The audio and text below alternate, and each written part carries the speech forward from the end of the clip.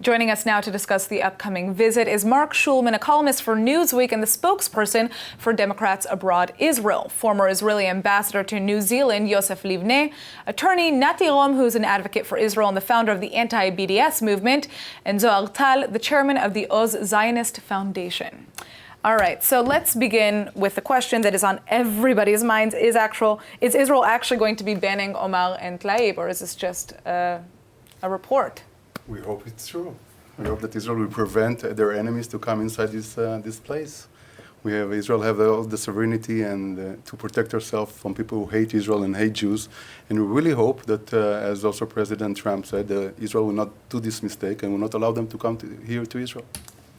I think that's one of the biggest mistakes we could make. It's like all the other mistakes we're making by putting all of our marbles into the Trump basket.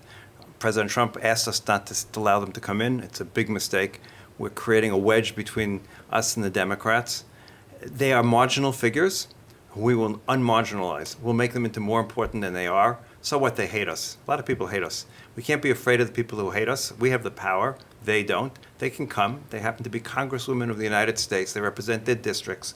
We are a country that receives $3 billion a year in aid from the United States and requires American help across the board in other areas, in diplomacy and everything else.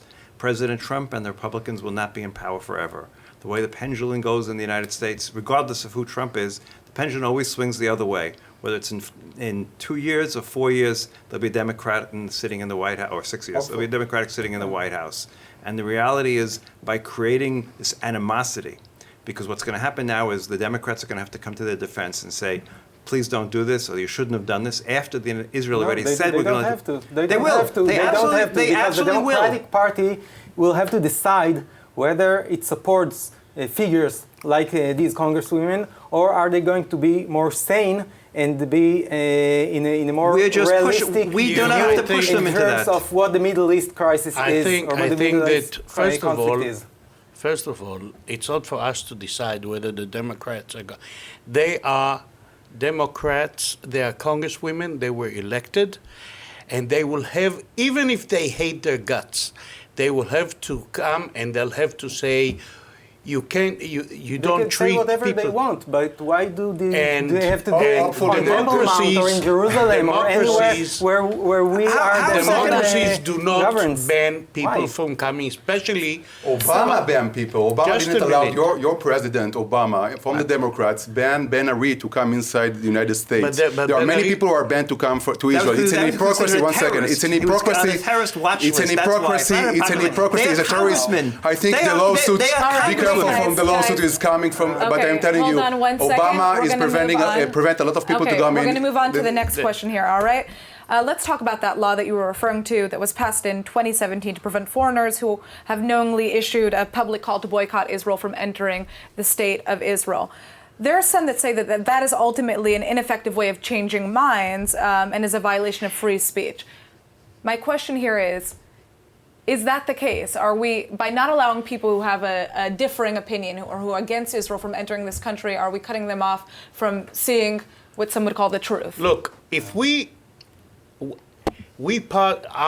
my basic premise is we have nothing to hide. If there's nothing to hide, you don't ban elected officials from coming into the country, especially elected officials from your biggest friend, which is the United States. Now, do we want to put ourselves in a situation where people in the Democratic Party, not because they like what these two women stand for, but because they are democratic lawmakers, and Israel decided to ban them? I think that it's a choice between two evils. But I think that by letting them in, you sort of minimize, because, okay, they'll have 1 day, 2 days of press coverage. So you're talking about the PR issue here, of course. But my question is whether but or not... it's beyond that. Is there a chance of them coming to Israel? I don't think democracies should ban people. Well, I see it a bit differently. Look, there's an industry of lies that is aimed at the state of Israel, trying to discredit its very right to exist as the nation state of the Jewish people. Now, this industry has succeeded in getting into one of the beacons of freedom and democracy, which is the US Congress. There is no reason for us to cooperate or to see this industry because it is industry that is based on lies that only wants to harm This Israel. has been going on since 1967. I was active in campuses in the United States in the early 70s. We dealt with the far left who opposed Israel back then. Nothing has really changed all that much. We've created a monster out of these people. So they were elected. I mean, it's perfectly reasonable to expect Rashid, who's Palestinian origin, to not like us. If I'm Palestinian, I'm not going to like us. That's the reality. Omar is a different story. I don't quite understand that, but it's a different issue altogether. But the reality is they don't like us. And so they do us any harm. Do we have to worry about these people? We create mountains out of molehills. We are a strong country who does not have to worry about what they have to say. We do what we want to do, but we also do we need to give them the norms. What stage? We give them the stage. They have the stage. They are on a trip to what is called, how do they call it? The Palestinian occupied territory or something like that. So what? Big deal. There's no reason for us to cooperate with that. See, why? They'll see the occupation. There's an occupation. Everyone agrees there's an occupation. Good, bad, or indifferent, it exists. So what? As you say, we are a strong state and we can decide that our enemies, people who compare us to the Nazis, people who compare us to apartheid, we will not be welcome here, will not receive a visa as the United States of America do that. And I expect a former ambassador and a real Democrat to respect that and not to interfere in our inner things. I'm here in Israel. I think we still haven't gotten back to the issue though that I posed here, which is that what is the right way? Okay, you have two people who have this view of Israel that almost everybody at the table here disagrees with, okay? What is the way to change their minds? Is there a way to change their minds? Whether we can change their minds or not, I'm not sure. By passing laws in the United States and in Israel against the boycott, no, and the BDS that's exactly reverse. We're passing laws against to our enemies.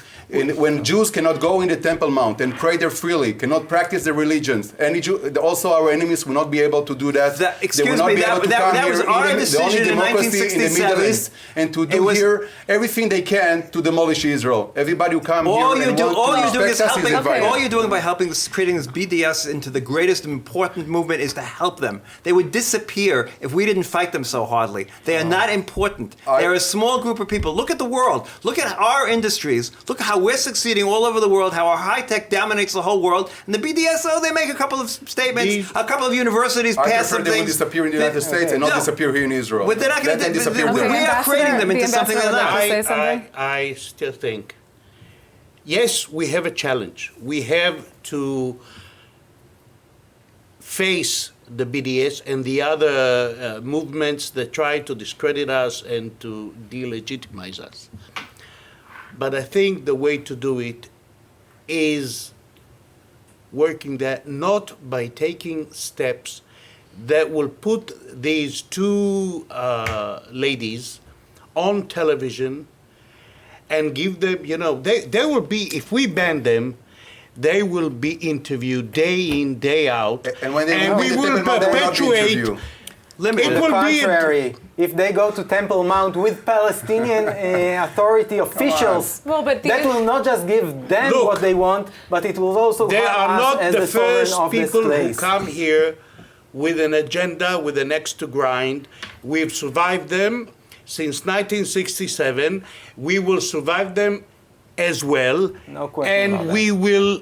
We will find ourselves, if we ban them, creating a storm where no storm should have occurred, and we'll give them more credence to their charges, because I say the Israelis don't let them. We're falling right into President Trump's trap. This is exactly what President Trump wants. He wants to create an issue between American Jews and Israel and the Democrats, and he's trying to create a wedge of Israel. Israel has been bipartisan throughout the history of Israel since 1948. It's been a bipartisan issue.